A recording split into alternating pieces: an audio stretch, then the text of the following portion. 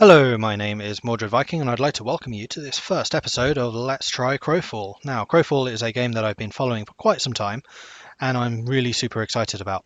It was successfully funded in Kickstarter and raised something like $4 million, I think, something like that. So yeah, super successful. I did back it myself, which is why I have access to this pre-alpha. It is, I must stress this, a very early pre-alpha of the game. The game itself is an MMO, but this pre-alpha build is purely for testing combat, so it plays a bit more like a MOBA. It's a combat arena called the Hunger Dome, and it is so called because it basically takes place around this castle, which you can kind of see in this video showing here at the moment. In the center of the castle is a big jet of light that shows the very center of the map, and then all the different players start in teams of up to 4 arranged around it, and then you have a thing called the Hunger, which starts on the very edge of the map and then pushes in slowly but surely, and that is basically a dome of death. If it catches you, you will die, is basically what happens. So it's pushing everyone closer and closer to the center of the map, basically forcing people to fight. On the map itself there are a number of different NPCs that you can fight and kill. You can get equipment from that, and that's how you gear up your character. In the final game, the MMO version of it, there will be like entire crafting systems, so you'll be able to play a crafter, making your own gear. You'll also need gatherers and the like in order to gather resources. Now, this is where this game kind of differs from other MMOs. This is certainly not in the same vein as World of Warcraft. This is more like EVE Online. In fact, EVE Online is a really good analogy for this. This is Fantasy EVE, and they even kind of try and sell themselves as that. And the reason I say that is because this game is all about players. This is not about questing, this is about the players and the players' ability to really impact what's going on in the world that they're playing in. And I'll need to get back to that in a moment, because world in this sense actually means something different. Ooh, this guy Tyrant, he's actually the, what's he called? The executive producer. He's like one of the top 2 guys who's making this. And Tyrant's a interesting character because he was actually the executive producer of Ultima Online, a really super successful game back in the day. So this game really has some serious talent behind it. And the creative director, a guy called J. Todd Coleman, was the lead designer, I believe, for Shadowbane, yet another game. And this can also be seen as the spiritual successor of Shadowbane. And if you know anything about my own history, the guild Stormwind, which I am a member of, really made it big on Shadowbane. We had like 400 players on there, so yeah, Shadowbane is where Stormwind really started. Now back to the game. So in this, there are really 2 mechanics you really need to know about. One is there is no single campaign world, so it's not like how to explain this. Basically, imagine a real-time strategy game. You play a number of different games. Each game starts on a new world. Now this is kind of similar. You will have set lifetime campaigns, as they're called, which will last from anything from like a week to 6 months, I think is the range that we're talking about. And after that time, the campaign world is wiped and everything starts again. But you do still have this overarching thing called the Eternal Kingdom, which is like your player account. So everything that you do in the Eternal Kingdom will boost everything else. Well, not boost, it's more like it's your account level. You don't have a single character, you have lots of different, well, you have a spirit which basically inhabits different characters. But yeah, this is getting a little more complicated than I intended it to be. Right, so in this Hunger Dome game that I am playing currently, I'm playing a knight. The knight is your standard tank. He has really good hit points. He's very tough, very tough in fact, and he has a blocking ability which you can do to absorb damage. He also has the ability to do an awful lot of crowd control, so it's definitely not a good idea to ignore the tank as you would do in many other games. There are currently 4 other classes, which I think we actually have 1 of each. We have the Centaur, which you see there on my left. His role is basically support. He's your healer, but he's a frontline healer, so he's tough himself, he does a lot of damage, and he has a lot of support ability, so he can increase your damage and mana regeneration and stuff. Is that another party over there? We should totally go and kill them.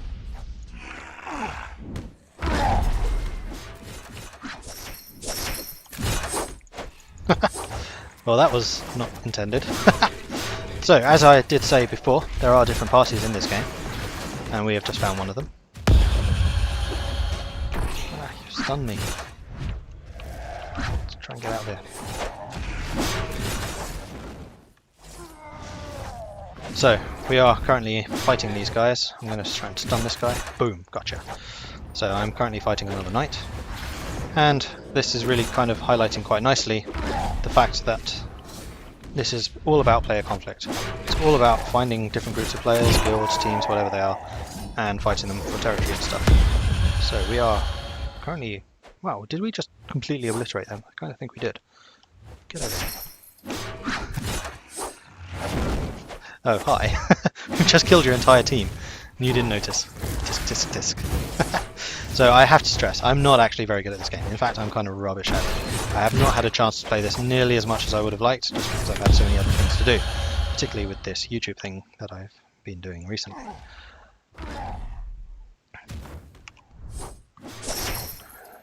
Didn't get him. What else to say? Right, the thing which I am the most excited about in this game, I have to say, is the ability to build cities. Most of the structures that you would see in one of these games would be put there by players. There is equipment. Oh, I can do it straight into P. Okay, interesting. See, before I've always opened up the inventory, dragged the items into the inventory, and then across from there. Alright, let's get our combat stance. Stand by this fire, and that should heal us up. You can see my health there in the top left, zooming up. Okay, so yes, players own all the cities. The cities are important because, one, they establish what territory you're in, but they also give you access to buildings and shops and things like that, which would allow you to kit out your player organization, your guild. And that itself is important because this game is all about teamwork. You need a guild or a player organization of some kind in order to really do well. There are different types of servers, so you could quite happily go into a server and basically play a mercenary and sell your services to the highest bidder. There are different types of servers, so that anything goes kind of scenario is what's called the dregs, and is basically last man standing wins that. There are also faction servers. Where's the rest of our team? There they are. Faction servers. So there are, what are they called? Order, balance, and chaos. Each faction fights against each other. And yeah, they fight there. So much bigger teams than that. You have one which is all about guilds, so it's kind of the dregs, but guild membership is enforced rather than just being able to switch between. That. Yes, I've got one.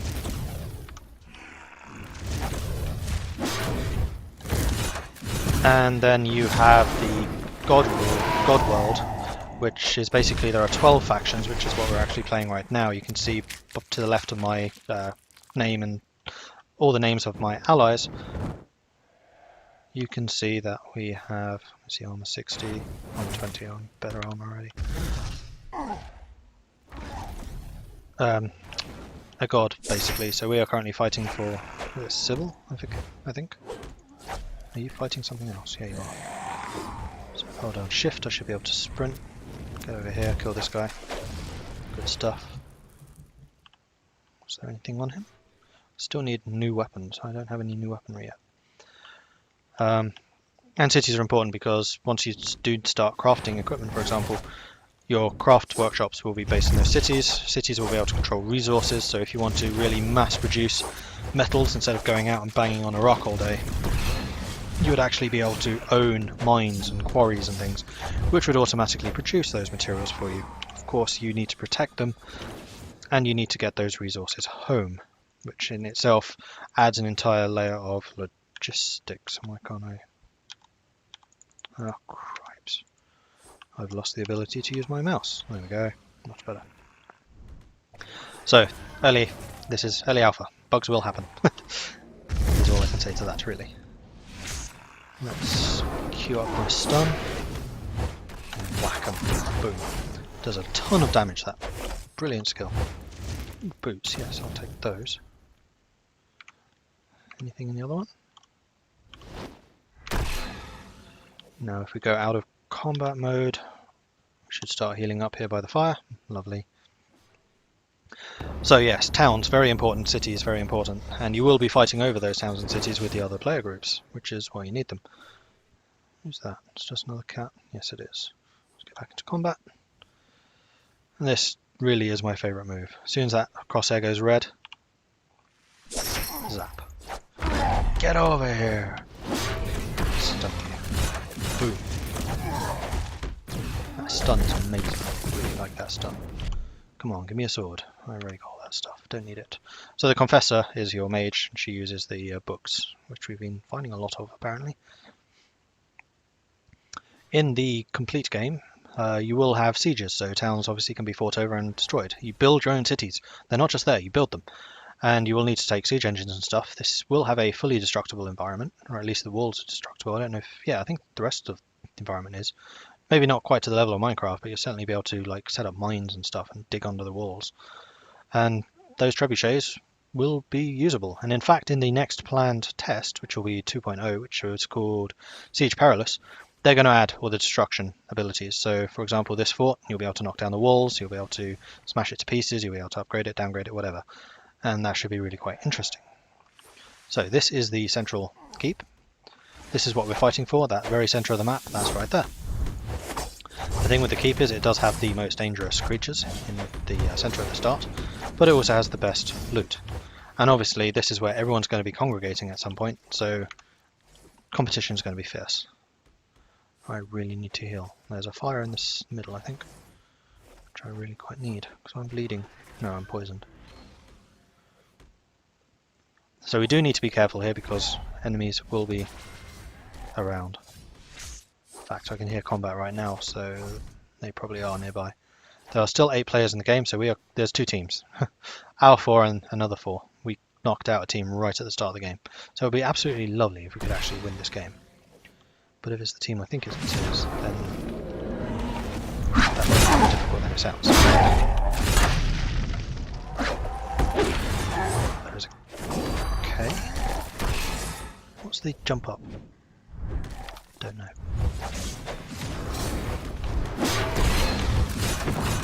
Yeah, that's right, you get stunned. So we're currently fighting the barbarian here, because I'd quite like to kill him. I did not mean that part. That one. Press it. So this barbarian's currently after our Confessor. I'm not going to allow that. I'll stun them, and then Confessor can apply a little bit of damage to his back. And we should be able to kill him.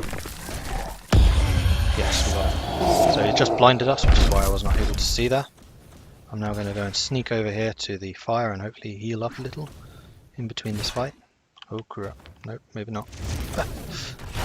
So there is full character blocking in this. I could not run past that Confessor there because she was blocking me. I'm just going to go out of combat here, very sneaky. Healing, healing, healing, healing, healing, healing, healing, healing. Sad. And then... Oh, it's Tyrant. I want to kill Tyrant. I really want to kill Tyrant. Come on, let's kill Tyrant. Yes, yes, come on. Kill him, kill him, kill him. Yes! No, that was someone else. There we go. Haha, we got Tyrant. So that was the executive producer, so it's always nice to kill one of the developers. Yeah, come on, come here. Yes. Missed. Nah, cripes. That was stupid. Set myself on fire because I ran into the fire. So we're going to go out of combat mode right now. I'm going to heal up a little. Because there's no reason to die to one person. How close is the hunger now? I haven't seen it. Do you have any swords and things for me? Why doesn't F work? Must already be looted. Yeah, okay. Let's go back into combat mode. I can't believe we're called Tyrant. That's awesome. So obviously the developers themselves do play this game. They are testing it just like we are.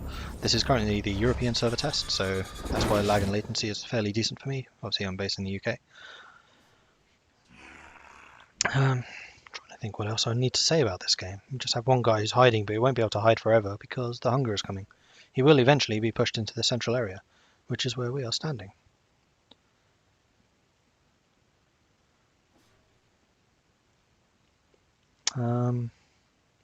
There will be lots of different classes. I mean, the 4 classes that you see represented right now, the Knight, the Confessor, the Centaur, the Centaur Legionnaire, and the Barbarian are just 4. The next class to be released will be the Ranger, which will be the first like properly ranged unit. It's also the first unit with ammunition.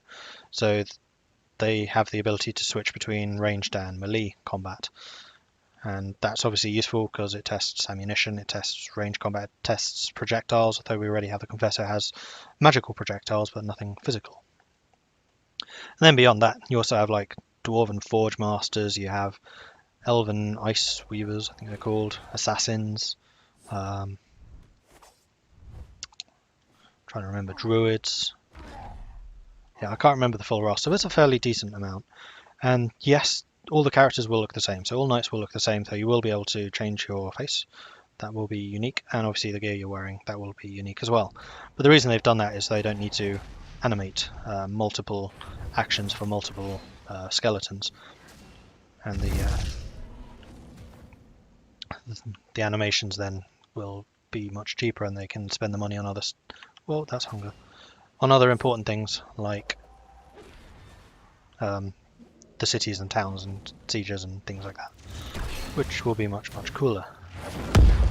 And there we go, they're dead. They died to the hunger, I think, up there. So we won. Huzzah! I'm happy with that.